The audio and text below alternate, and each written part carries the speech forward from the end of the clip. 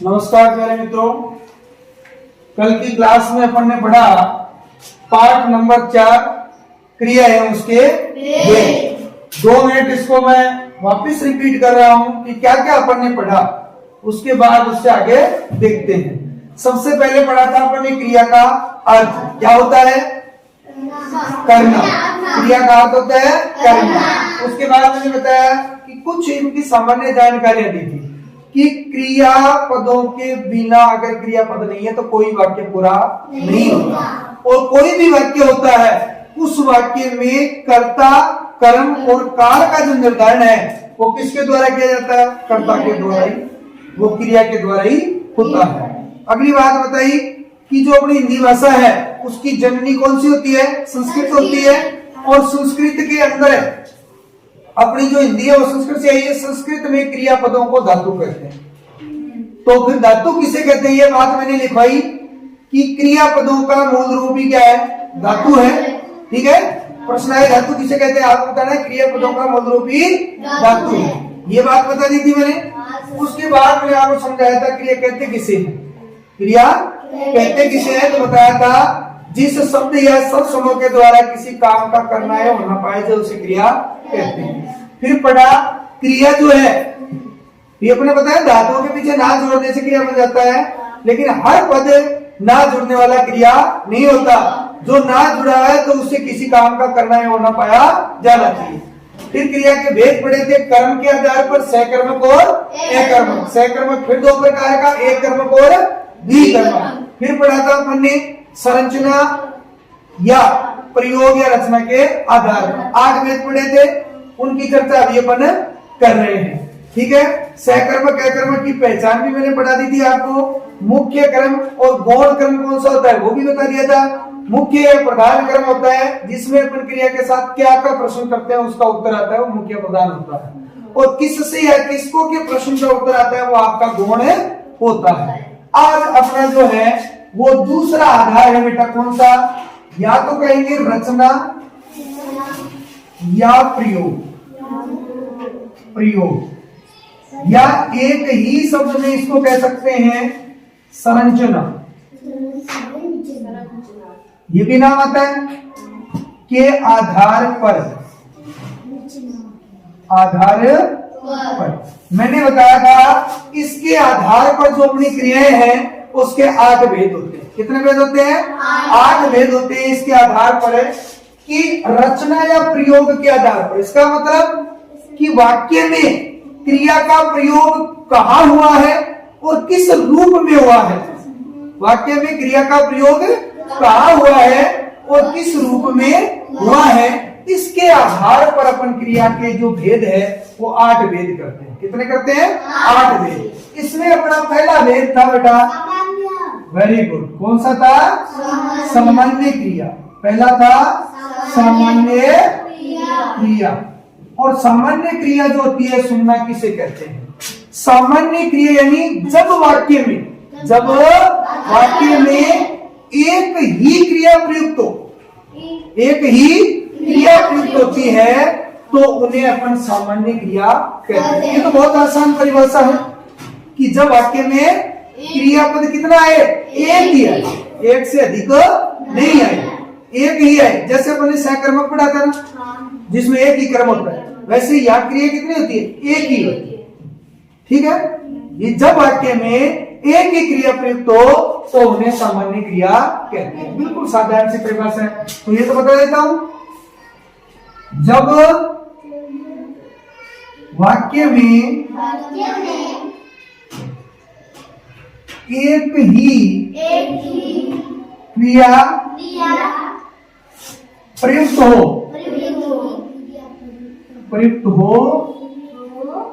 उसे सामान्य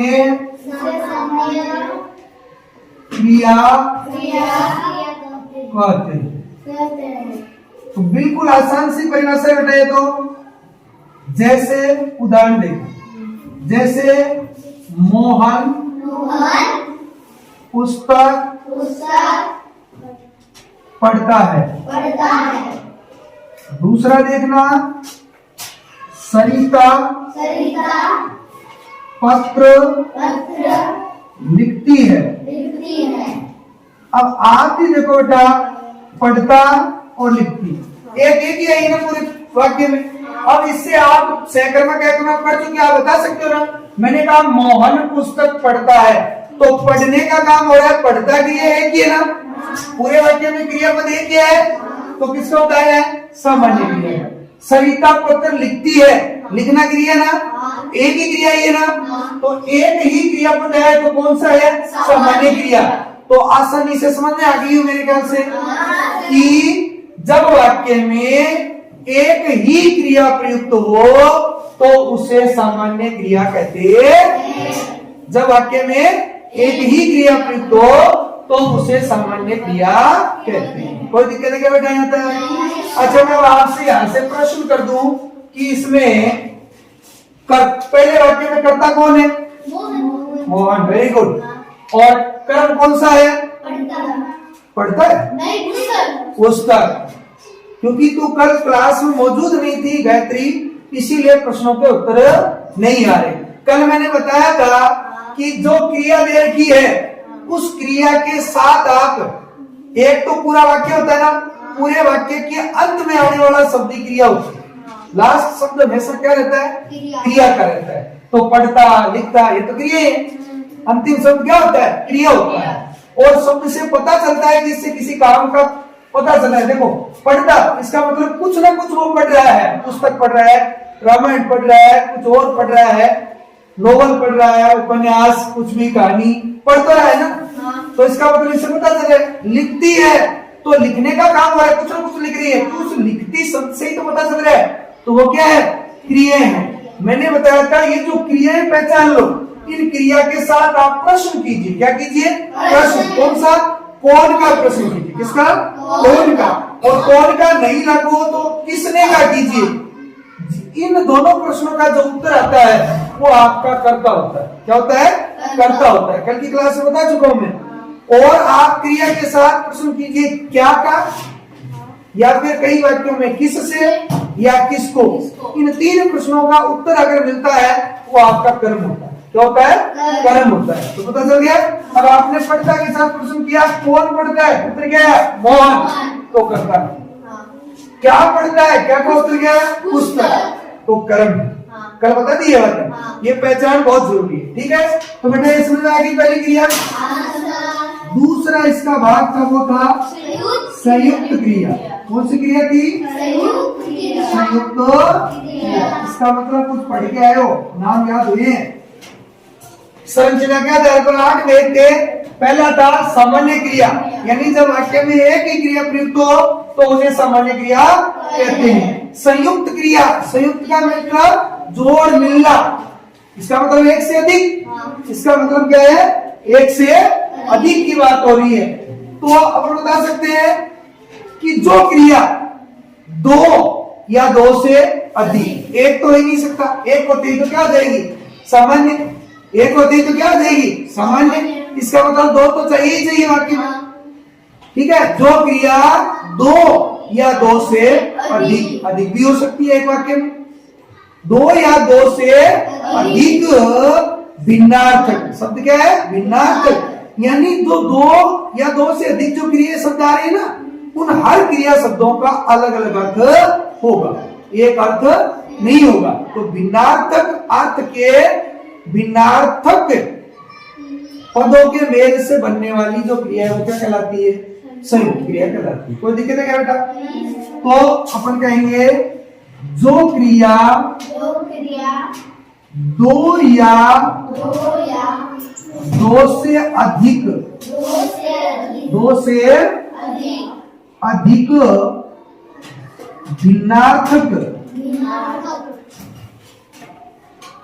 भिन्नार्थक पदों के देखो, जो क्रिया दो या दो से अधिक भिन्नार्थक या क्रिया भी जोड़ सकते हैं आप, क्रियापद तो होते हैं। तो जो क्रिया दो या दो से अधिक भिन्नार्थक क्रियापदों के मेल से बनी हो उसे संयुक्त क्रिया कहते हैं। बिल्कुल सरल सी है बेटा ये परिभाषा। जैसे, ठीक है, देखो गीता सरिता से, नहीं ये याद रखो, जो गीता खाना खाकर सो गई। अब ये एक दूसरी क्रिया का उदाहरण भी है बेटा। ये क्या है? दूसरी क्रिया का भी उदाहरण है। जैसे देखो, दुष्यंत हेमंत से पत्र लिखवाता है। ध्यान देना, दो उदाहरण मैंने आपके सामने लिखे। यहां पर देखो किसकी बात हो रही है? गीता की बात हो रही है। गीता है, लेकिन क्या? खाना। अब क्रिया क्या है? देखो, खाकर सो गई, तो दो या दो से अधिक आ रही है ना? खाना क्रिया भी है, खाकर, खाकर एक सब, सोना, गई, जाना, जाना क्रिया का रूप है गई, तो एक दो तीन, तो दो से अधिक है ना? पहली बात तो दो या दो से अधिक, तो दो से अधिक एक दो तीन, तीन क्रिया आ गई ना एक वाक्य में। और फिर मैंने कहा भिन्नार्थक है, यानी अर्थ सबका क्या होना चाहिए? अलग अलग। देखो यहाँ खाकर खाने की बात हो रही है, सोना सोने की बात हो रही है, गई जाने की बात हो रही है, इसका मतलब सो गई, तो अलग अलग कर देना। ऐसे देखो, दुष्यंत हेमंत से पत्र लिखवाता है, ठीक है, पत्र लिखवाता है, तो पत्र लिखने की बात हो रही है ना, तो लिखवाता है। वैसे तो ये उदाहरण है बेटा, वो इसके लिए उपयुक्त नहीं है, अपन साफ करेंगे इसको, क्योंकि एक ही क्रिया ही इसमें, सामान्य क्रिया का है। लिखवाता है, इसका मतलब लिखवाना या लिखना एक ही क्रिया होगी। आप कहेंगे हेमराज ने खाना खा लिया, ये लो, ये उदाहरण लेते हैं अपन। हेमराज ने खाना खा लिया, तो यहां देखो खाना और लेना, खाना और लेना दो क्रिया है, तो खाने की बात हो रही है, लेने की बात हो रही है, तो दो अलग अलग अर्थ वाली दो क्रिया होगी ना। तो देखो इसमें तीन, इसमें दो, तो दो या दो से अधिक बिन अर्थ अलग अलग अर्थ देने वाली क्रिया जो होती है उनको संयुक्त क्रिया कहा जाता है। तो बेटा एकदम समझ में आ गई होगी। सामान्य क्रिया जब वाक्य में एक ही क्रिया प्रयुक्त हो, तो सामान्य क्रिया। संयुक्त क्रिया जब वाक्य में दो या दो से अधिक भिन्नार्थ क्रिया पदों के मेल से जब कोई क्रिया बनती है तो उसको संयुक्त क्रिया कहते हैं। यानी जो क्रिया दो या दो से अधिक भिन्नार्थ क्रियापदों के मेल से बनी हो उसे संयुक्त क्रिया कहते हैं। कोई दिक्कत है क्या बेटा? नहीं सर। ओके, बात करते हैं तीसरी क्रिया। कौन सी की? तीसरी क्रिया किसके आधार पर पढ़ रहे हैं अपन? प्रयोग एवं रचना के आधार पर। प्रयोग एवं रचना के आधार पर तीसरा भेद पढ़ेंगे, वो है प्रेरणार्थ क्रिया। कौन सी क्रिया है? प्रेरणार्थक क्रिया। ध्यान देना बेटा, बहुत बढ़िया क्रिया है। प्रेरणा, प्रेरित करना, शब्द का ये अर्थ है प्रेरणा, यानी प्रेरित करना। यानी ये कह सकते हैं इसमें कर्ता जो होता है वो खुद स्वयं काम नहीं करता, या तो वो किसी से काम करवाता है या किसी को प्रेरित करता है। भी मैं आपसे एक बात तो ये कहूं कि राम ने मोहन से पत्र लिखवाया, तो राम ने, अब राम काम थोड़ी कर रहा है, राम अपना काम किससे? मोहन से करवा रहा है। उसने पत्र लिखवाया ना, तो प्रेरणा से करवा लिया उससे, या मैं ये कह दूं कि आप महेश से गड्ढा भरवा लेना, तो मैंने प्रेरित किया, ना मैंने किया ना आपने किया, काम आपने करवाया तीसरे से फिर भी, लेकिन प्रेरित किया। तो बात वही है कि जब कर्ता स्वयं कार्य न करे तथा किसी अन्य से काम करवाए या उसको प्रेरित करे, तो वहां प्रेरणात्मक क्रिया होती है। देखिए, जब कर्ता स्वयं कार्य या काम, जब कर्ता स्वयं काम या कह सकते हैं कार्य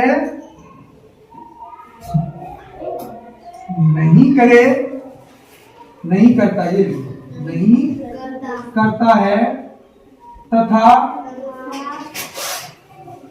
किसी अन्य से कार्य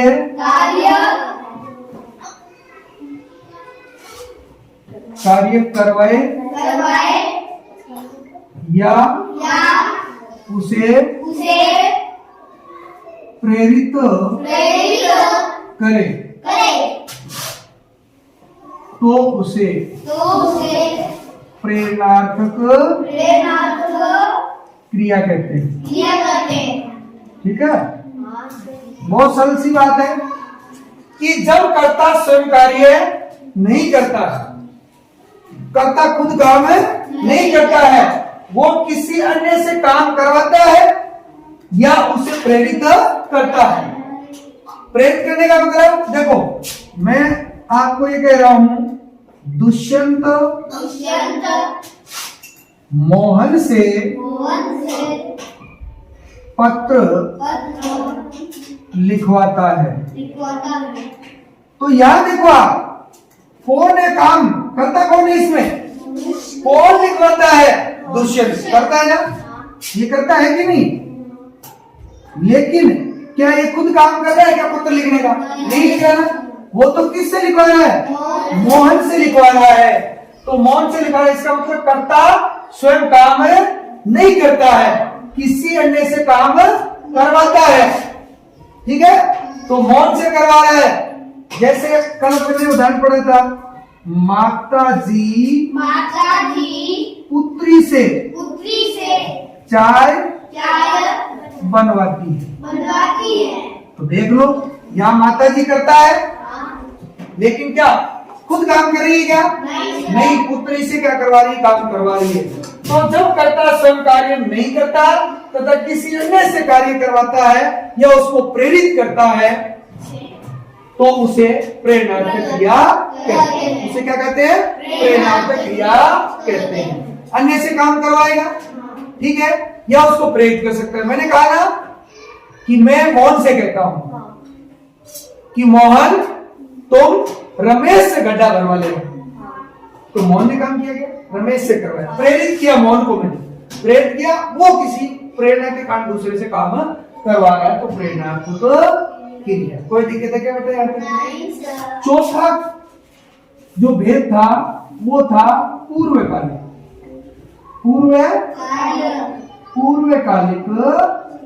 क्रिया।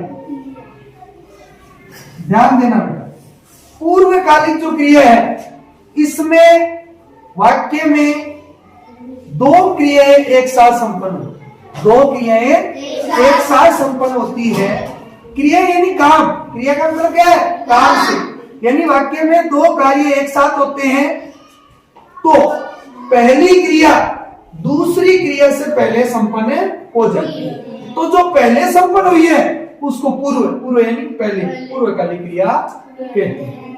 ठीक है, देखो, जब वाक्य में दो कार्य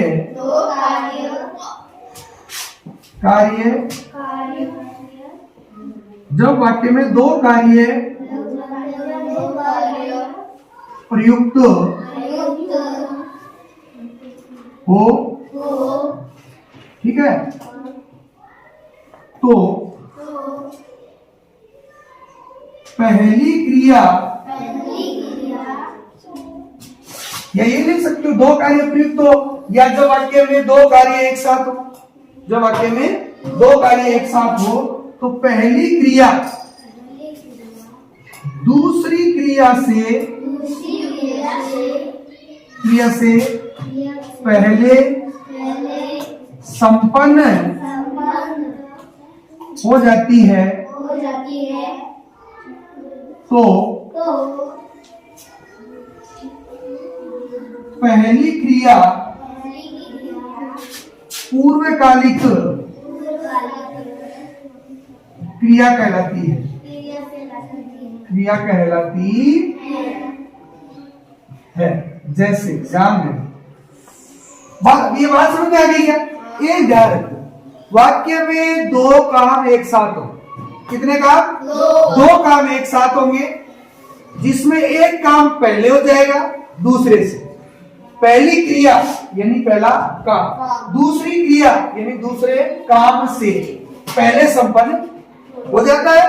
तो जो पहले संपन्न हुआ है पूर्व है, यानी पहले जो पहले संपन्न हो चुका उसी को क्या कहते हैं? पूर्वकालिक क्रिया कहते हैं। जैसे उदाहरण देखो, रमेश पढ़कर सो गया।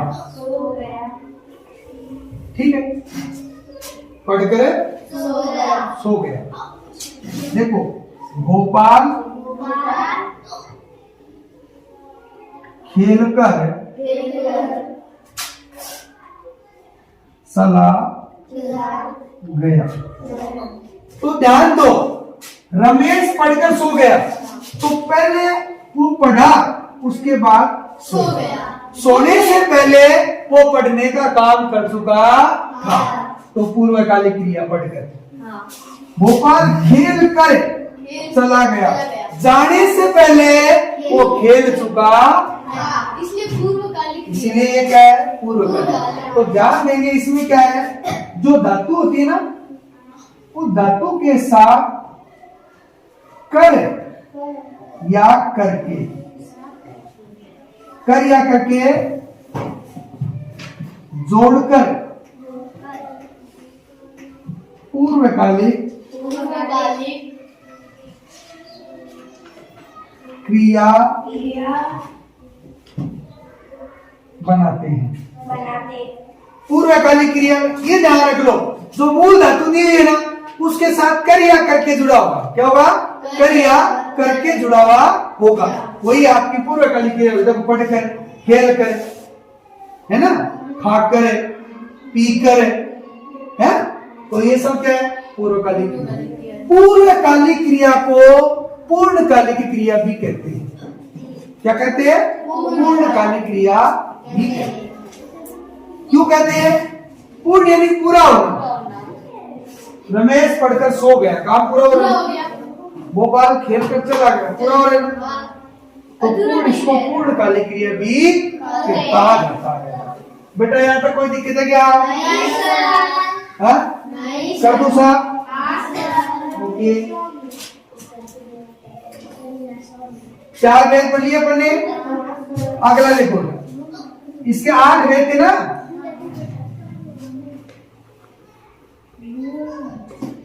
ध्यान देंगे अगले वेद पे। अगला वेद है अपना बेटा 5वां, नाम धातु के। कौन सा है? नाम धातु क्रिया। नाम धातु क्रिया। बहुत सरल है बेटा। देखो, संज्ञा, सर्वनाम और विशेष, तीनों पढ़ लिया ना? संज्ञा, सर्वनाम और विशेष। ये जो शब्द है, इन शब्दों के पीछे प्रत्यय लगने से जो बनी क्रियाएं होती है वो नाम धातु क्रियाएं कहलाती है। तो बात आ गई समझ? तो जो संज्ञा, सर्वनाम तथा विशेषण पदों, पद यानी शब्द, ठीक है, शब्दों के साथ प्रत्यय लगने लगने से। जो संज्ञा सर्वनाम तथा विशेषण शब्दों के साथ प्रत्यय लगने से बनी हो बनी हो उसे उसे नाम धातु नाम धातु क्रिया कहते हैं। क्रिया कहते हैं। बेटा कोई दिक्कत है क्या? ध्यान देना। अब मैं शब्द बताता हूँ आपको। देखो मैंने लिखा रंग। क्या लिखा? ये क्या है? संज्ञा एक, सर्वनाम एक, विशेषण है। रंग रंग संज्ञा है ना? जातिवाचक संज्ञा है। कोई रंग का नाम नहीं दिया। रंग कोई भी हो सकता है, तो ये संज्ञा शब्द है ना। इस शब्द के साथ रंग के साथ मैंने जैसे ही ना जोड़ा, क्या बना? रंगना तो क्रिया शब्द बना कि नहीं बना? क्रिया कर रहा है। क्रिया बन गया ना। तो अब ये रंगना शब्द में कौन सी क्रिया है? नाम धातु क्रिया। अच्छा और बताओ। अब मैं लेता हूं जैसे अपना, आप, अपना, ये सब क्या है? सर्वनाम है ना। तो इसके साथ मैंने ना जोड़ा तो क्या बना? अपनाना। क्या बन गया? क्रिया शब्द बन गया अपनाना। बना कि नहीं बना? तो संज्ञा सर्वनाम विशेषण, कोई विशेषण की एक आप बता दो। कोई भी शब्द। काला काला थोड़े, काला से फिर काला ना बना। जैसे मैंने कहा चलो नहीं है। देखो जैसे गरम, मैंने क्या कहा? गरम। पानी गरम विशेषता है ना उसकी, तो पानी गरम है, गरम उसकी विशेषता गरम। तो ये विशेषण हो गया ना। इसके साथ मैंने जैसे ही जोड़ा बेटा क्या? ना। तो क्या बना? गरमाना। बना कि नहीं बना? तो अब आपको समझ में आ गया होगा कि जो क्रियाएं संज्ञा सर्वनाम विशेषण ये जो शब्द होते हैं, उन शब्दों के साथ अगर प्रत्यय जुड़ता है, क्या जुड़ता है? प्रत्यय लगने से बनी, ठीक है, बनी क्रिया। ये देखो ना, दो संज्ञा सर्वनाम तथा विशेषण शब्दों के साथ प्रत्यय लगने से बनी क्रिया नाम धातु क्रिया कहलाती है। ये लिखो, कुछ भी लिखो, पहले वाली परिभाषा भी सही है, कैसे भी लिखो। तो संज्ञा ताना देखो, रंग रंगना, अपना अपनाना, गरम गरमाना। बना कि नहीं बना? तो ये आपकी नाम धातु क्रिया। अब ऐसी क्रिया और है बेटा कृदंत क्रिया।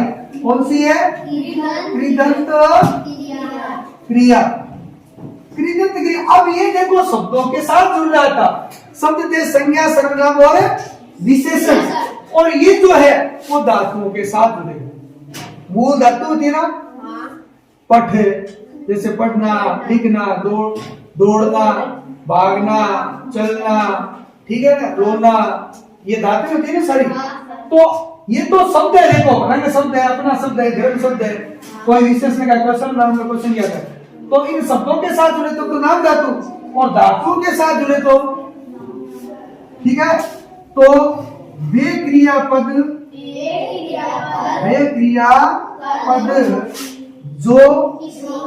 जो किसी क्रियापद जो किसी क्रियापदों, यानी कॉस्ट में लिख सकते हैं धातु, क्रियापदों के साथ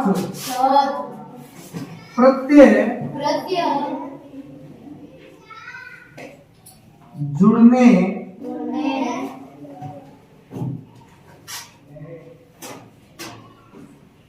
बनी हो उसे या उन्हें कृदंत क्रिया कहते हैं। जैसे देखो बेटा कैसे कहते हैं, जैसे ध्यान देना इसका, जैसे पढ़ क्रिया है, क्या है? पढ़ ये धातु है ना, क्रिया यानी संस्कृत में धातु कर देते हैं, पढ़ क्रिया ना। अब जैसे ही मैंने इसके साथ ना जोड़ा, प्रत्यय जोड़ दिया ना, तो क्या बना? पढ़ना। मैंने जैसे इसमें कर जोड़ा क्या बना? पढ़कर। मैंने जैसे इसमें ता जोड़ा तो पढ़ता। 3 रूप बन गए। तो धातु थी ना मूल, ऐसे ही मैंने देखो लिख, लिख, तो ना जोड़ते ही क्या बन गया? लिखना। लिख कर लिखता बना ना। ऐसे मैंने कहा चल, तो चलना, चलकर चलता। 3 रूप में बन रही है ना। का जोड़ के बना सकते हैं, कर जोड़ के बना सकते हैं और ना जोड़ के बना सकते हैं। तो मैंने बताया था ना, जो किसी शब्द के पीछे जुड़ता है ना उसको प्रत्यय कहते हैं। क्या कहते हैं? प्रत्यय। यहाँ पे जब पीछे जुड़े ना, अब दोनों में अंतर समझ आएगा। नाम धातु क्रिया कृदंत में, नाम धातु में तो संज्ञा, सर्वनाम और विशेषण के शब्द होंगे जिनके पीछे प्रत्यय जुड़ेगा। तो बनने वाले जो क्रियापद होंगे, जो क्रिया होंगे, वो नाम धातु क्रिया कहलाएंगे। और जिनमें धातु जो होती है, उन धातुओं के पीछे अगर प्रत्यय जुड़ के बनता है तो वो कृदंत क्रिया कहलाएगा। बोलो, कोई दिक्कत है क्या? ठीक है, 5 वेद पूरे। अब है छठा। हाँ, 6 हो गई। तो भारत, एक उदाहरण बताता हूँ फिर आपसे चर्चा करता हूँ। देखो उदाहरण है, भारत ने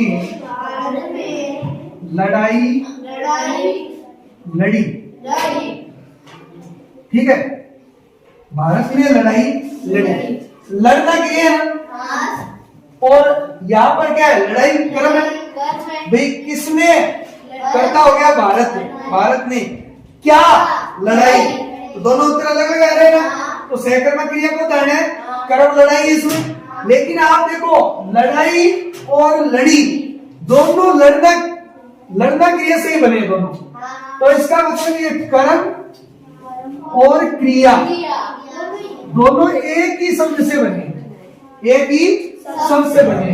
तो इसका मतलब जो कर्म और क्रिया दोनों एक ही धातु से बने हो तो उनको कहा जाता है सहजातीय। हाँ, अपनी अगली क्रिया कौन सी है? सहजातीय क्रिया। ठीक है, सहजातीय क्रिया। तो वे क्रियाएं क्या लिखेंगे?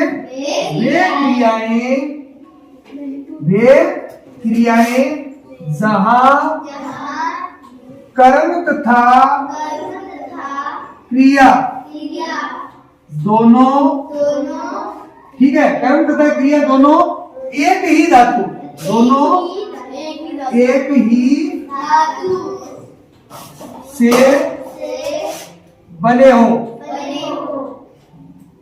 उन्हें सहजातीय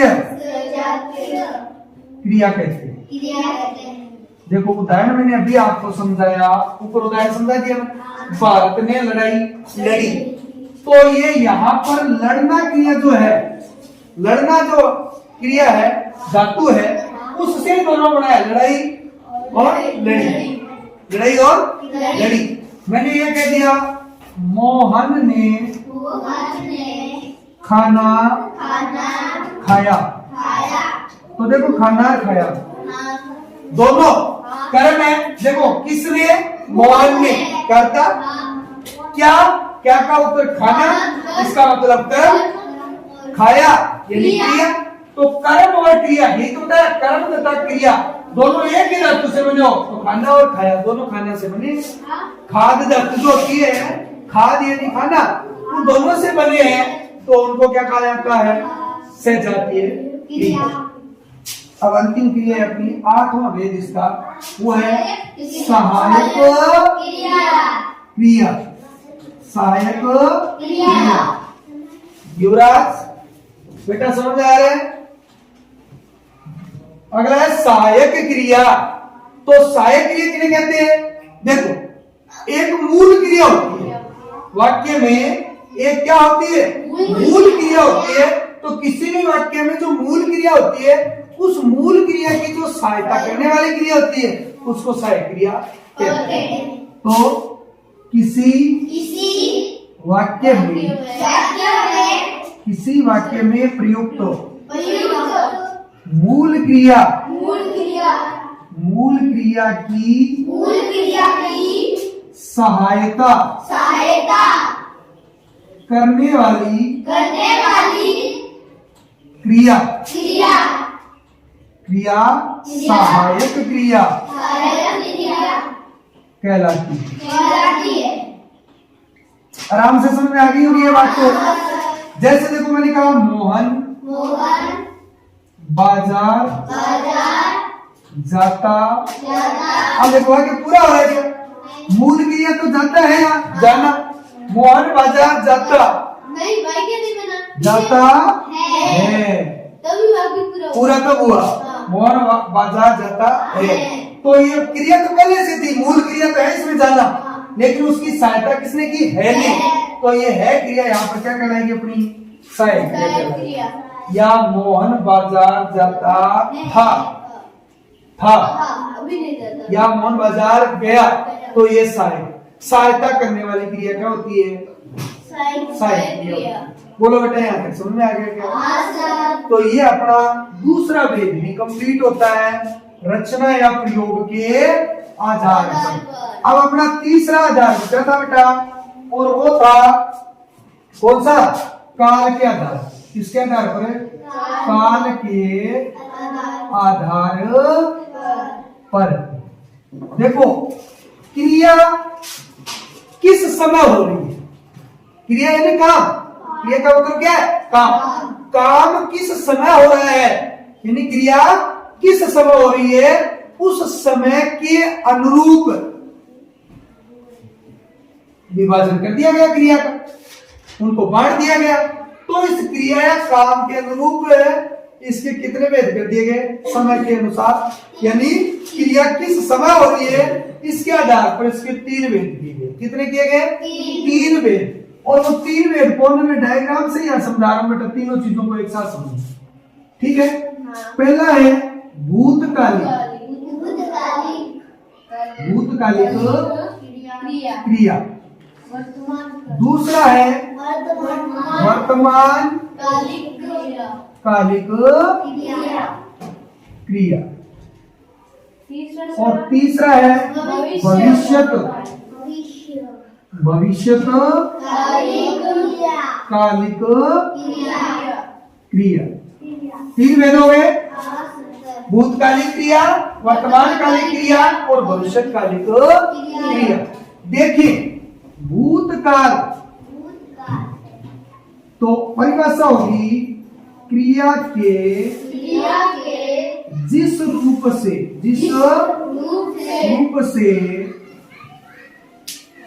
कार्य के बीते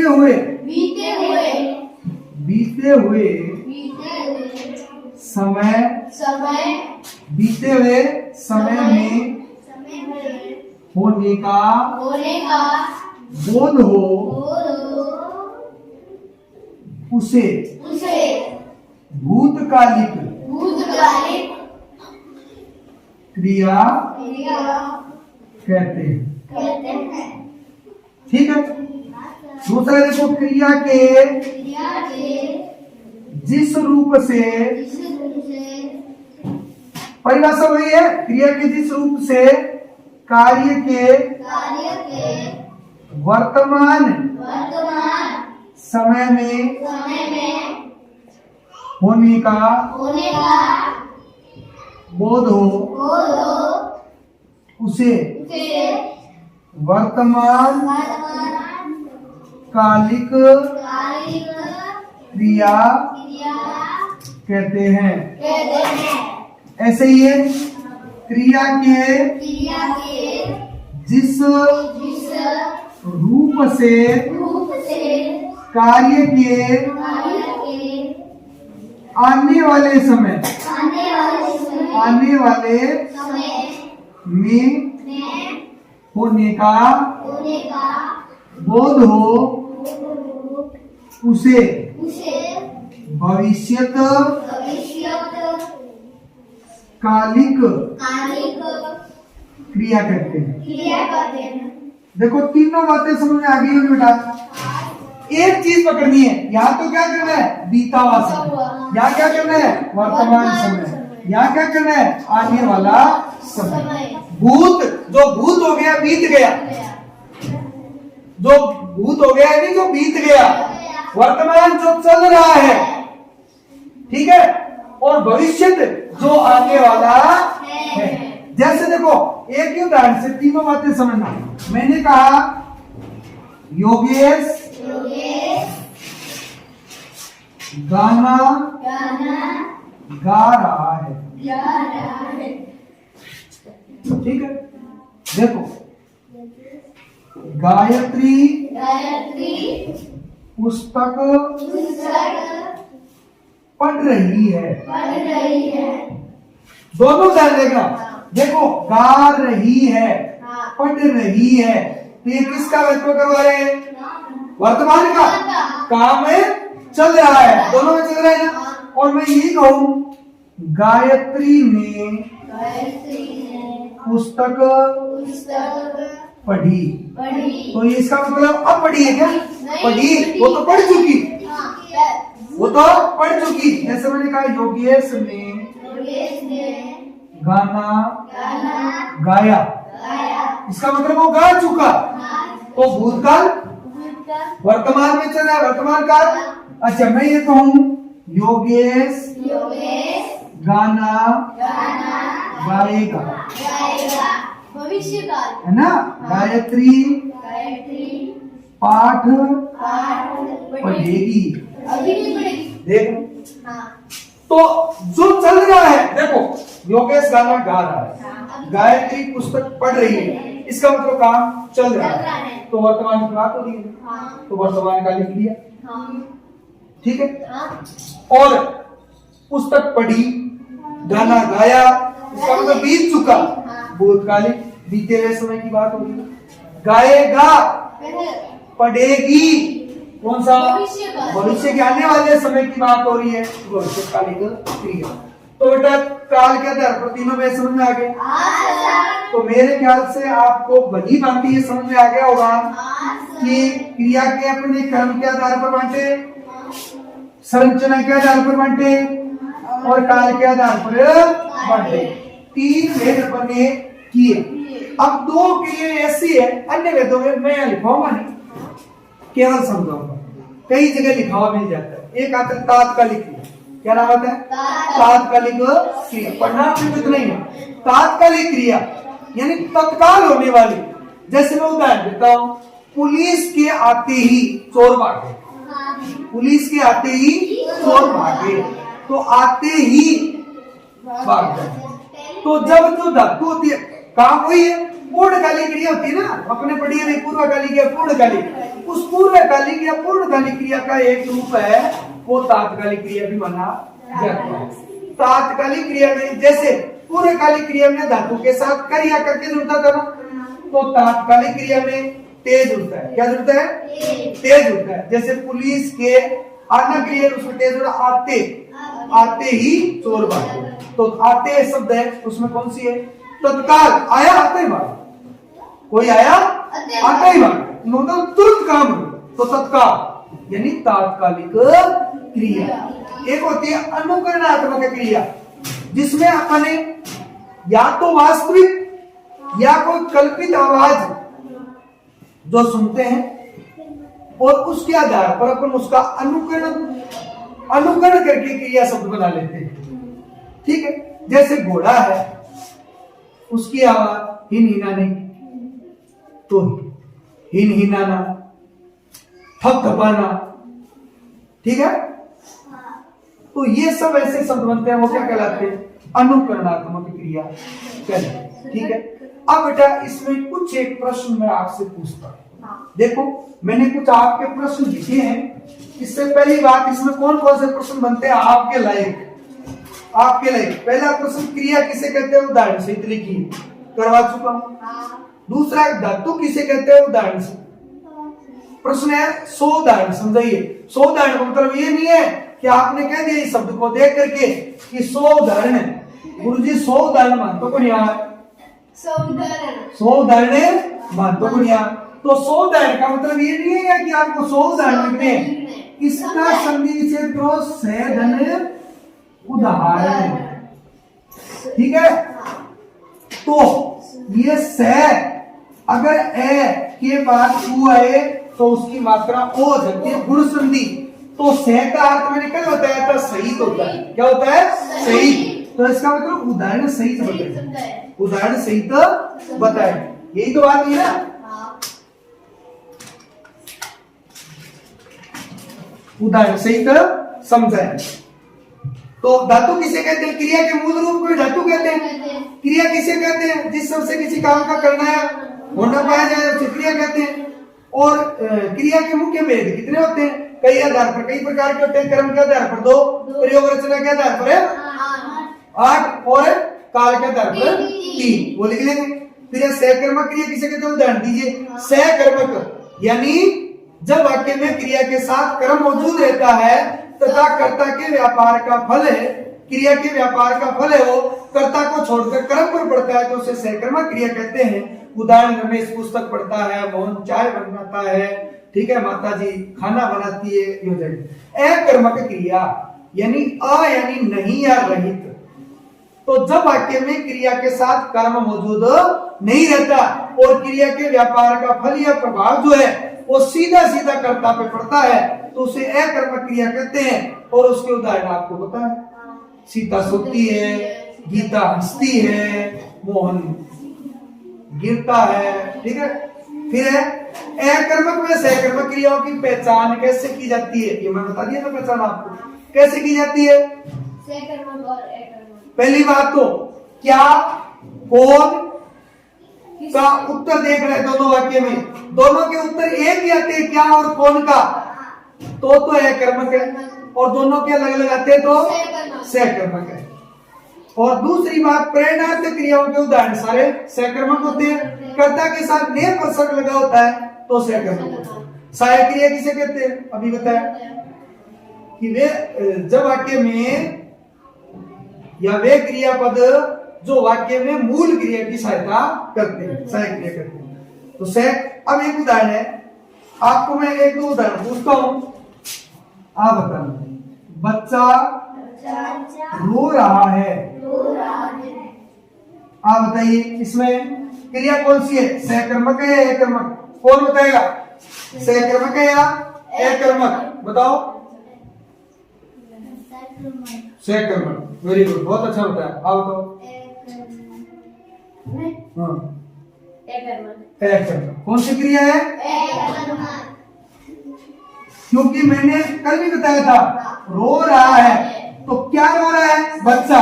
कौन रो रहा है? बच्चा। दोनों उत्तर एक ही है ना। एक आता है तो क्या होता है? अकर्मक होता है। खुशबू बेचारी पढ़ती नहीं है आजकल, ठीक है। अगला एक और उदाहरण लेते हैं, बताना। रमेश आम खाता है, बताइए कौन सी क्रिया है? सहकर्मक या अकर्मक? बताओ। आओ तो अकर्मक। सबसे गलत है, सहकर्मक है। देखो क्या खाता है? आम। कौन खाता है? रमेश। दोनों उत्तर अलग अलग है या सेम? अलग अलग है तो सहकर्मक। मैंने बात ये कह दी, अभी तक समझे नहीं हो क्या? आप जो क्रिया आती है वाक्य के अंत में, देखो यहाँ रो रहा है, सो रहा है, खा रहा है, पढ़ रहा है, ये इस क्रिया के साथ प्रश्न कीजिए दो, क्या का और कौन का। दोनों उत्तर निकालिए पहले उदाहरण डालते ही। जैसे इसका उत्तर निकाल रहे हैं अपन, क्या क्रिया है? क्या रो रहा है? बच्चा। कौन रो रहा है? दोनों उत्तर एक ही है ना। तो क्रिया कौन सी? अकर्मक। याद लीजिए, खाता है, क्या खाता है? आम। कौन खाता है? रमेश। दोनों उत्तर क्या है? तो क्रिया का उदाहरण कौन सा होगा? सहकर्मक। समझ आ गई? ये थ्योरी लिखनी है। एक उदाहरण और देखता हूं, चलो। राम पुस्तक पढ़ता है, बताइए कौन सा है? सोच के बताना। सब थ्योरी क्लियर कर दिया मैंने। क्रिया के साथ आपको ये दो प्रश्न करने हैं, उत्तर निकाल लो। रचना तो अकर्मक है, इसका उत्तर देखो। टप्पा, दिमाग बंद है। सहकर्मक है। अच्छा गोपाल बताओ सहकर्मक कैसे है? क्योंकि सर वो अलग अलग क्या अलग अलग? तो वहाँ पे आप बताओ ना मुझे। जैसे पढ़ता क्रिया है, इसके साथ पहले कौन सा प्रश्न किया? हाँ, पहले प्रश्न किया क्या का, और क्या का उत्तर आया पुस्तक है। और फिर प्रश्न किया कौन का, उत्तर आया राम। अलग अलग है ना? तो क्या होगी? सहकर्मक क्रिया। क्या होगी? सहकर्मक। फिर समझ लो, आप जो क्रिया दे रखी है उसके साथ पहले क्या लगाए? क्रिया से पहले क्या पढ़ता है? पुस्तक। फिर कौन का प्रश्न किया? कौन पढ़ता है? राम। उत्तर अलग अलग आ रहे हैं तो सहकर्मक, एक ही आ रहे हैं एक। ठीक है, देखो एक प्रश्न आ रहा हूं। सेली ने, आपके प्रश्न है किताब के। सेली ने कहानी लिखी। कहानी लिखी। इसमें यह पूछ रहा है यह वाक्य है, यह वाक्य है। अब कैसा वाक्य है? सहकर्मक है, एकर्मक है, पूर्ण है, संयुक्त क्रिया का है, कौन सा बताओ? सहकर्मक, एकर्मक, संयुक्त पूर्ण, बताओ क्या है? कौन सी क्रिया का है? अपूर्ण तो हो नहीं सकता क्योंकि कहानी लिखी वो काम कर चुका है। संयुक्त हो नहीं सकता क्योंकि लिखी क्रिया एक ही है। एक ही है ना? कौन सा है? सहकर्मक है। Very good. क्यों? क्योंकि लिखी क्रिया जो है उसके साथ आपने प्रश्न किया क्या था, तो उत्तर आया कहानी। आपने इसके साथ प्रश्न किया कौन का, कौन या कौन का लागू नहीं हो तो किसने, किसने लिखी, तो सेली ने। तो दोनों उत्तर अलग अलग है ना? तो सहकर्मक क्रिया। अलग अलग हो तो सहकर्मक क्रिया, एक ही हो तो एकर्मक क्रिया। बोले बढ़िया। ठीक है, एक और लिखता हूं। मैंने पत्र पढ़ लिया है। वाक्य है मैंने पत्र पढ़ लिया है। ये वाक्य आपके सामने कि मैंने पत्र पढ़ लिया है, यह वाक्य है, यह वाक्य है। यह वाक्य संयुक्त क्रिया का है, पूर्वकालिक क्रिया का है, एकार्थक क्रिया का है, या नाम धातु क्रिया का है? बताओ किसका है? सोच के बताओ। देखो क्या पूर्वकालिक क्रिया है क्या इसमें? नहीं है। क्यों? क्योंकि पूर्वकालिक होती तो कर या करके जुड़ा रहता। पूर्वकालिक का उदाहरण ही आएगा तो कर या करके जुड़ा रहेगा। यहाँ कहीं भी वाक्य में कर या करके नहीं जुड़ा है, तो पूर्वकालिक ऑप्शन तो गलत है। ठीक है। अब एकार्थक क्रिया, एकार्थक हो नहीं सकती। क्यों? क्योंकि पढ़ लिया दो क्रियाएं मौजूद है, इसका मतलब एकार्थक नहीं हो सकती। नाम धातु क्रिया बिल्कुल नहीं हो सकती। नाम धातु संज्ञा सर्वनाम के साथ जुड़ती है। देखो पढ़, पढ़ तो एक धातु है, लिख लिया, लेना भी एक धातु है, तो धातु के साथ जुड़ते हैं, वो तो कृदंत क्रिया होती है, नाम धातु होती नहीं है। तो बची कौन सी? संयुक्त क्रिया। क्यों? तीनों ऑप्शन गलत, तो संयुक्त क्रिया। क्यों हुई? क्योंकि पढ़ लिया है। दो क्रिया है ना, दो तीन तीन, ये तो सहायक है तो, लेकिन पढ़ना और लेना दो या दो से दिखाए तो कौन सी होती है? संयुक्त क्रिया। अब दो है लेकिन एक, देखो पढ़ना अलग अर्थ दे रही है, लेना अलग अर्थ दे रही है। मैंने एक उदाहरण दिया था, मोहन ने खाना खाया, तो खाना खाना खाया, या लड़ाई लड़ी, तो लड़ाई लड़ी लड़ना से बनी थी, खाना खाकर। ठीक है, तो खाना और खाकर दोनों एक से बनी है, लेकिन यहाँ क्या है? पढ़ना अलग है, लेना अलग है। अलग अलग हो तो संयुक्त क्रिया, नहीं तो एक ही हो तो सजातीय क्रिया। दो क्रिया होती। बोलो बेटा, कोई दिक्कत है क्या? आराम से समझ में आ गया? तो ये आपका क्रिया का टॉपिक था, जो आप लोगों के भली भांति समझ में आ गया होगा। कहीं कोई दिक्कत आती है तो नेक्स्ट क्लास में अपन नया टॉपिक लेंगे। उससे पहले आप इनसे संबंधित प्रश्न जो भी आपकी जिज्ञासाएं हैं आप सामने रखिए, उसको पहले शांत किया जाएगा, आपके हर एक प्रश्न का उत्तर दिया जाएगा, उसके बाद नया टॉपिक आपको करवाया जाएगा। थोड़ी सी दिक्कत हो रही है या पहचानने में आप क्लास को, कल वाली क्लास को फिर से देखें, आज वाली क्लास को बार बार देखें, जिसमें मैंने फिर एक बार समझा देता हूं कि सहकर्मक और एकर्मक क्रिया के उदाहरण कोई भी लिखा हुआ है तो अगर आपको अलग करना है तो आप जो लास्ट में क्रिया दे रखी होती है उसके साथ कौन का प्रश्न करें, फिर क्या का प्रश्न करें, दोनों के उत्तर लिख लीजिए। और दोनों के उत्तर अगर एक ही आ जाता है तो आप एकर्मक बताएं, और दोनों का उत्तर अलग अलग आता है तो आप सहकर्मक बताएं। जैसे देखो बच्चा रो रहा है तो बच्चा और बच्चा, क्या और कौन, दोनों का क्या रो रहा है, बच्चा, कौन रो रहा है, बच्चा, एक ही आया तो एकर्मक। बाकी सब में देखो आम रमेश, पुस्तक राम, अलग अलग आए तो सहकर्मक। आप जो क्रिया दी हुई है उसके साथ प्रश्न कीजिए, आपकी जिज्ञासा अपने आप शांत हो जाएगी, पूछने की आवश्यकता ही नहीं पड़ेगी। तो ये अच्छे से समझ में आ गया होगा। तो आज की क्लास में इतना ही, कल फिर मिलते हैं एक नए टॉपिक के साथ।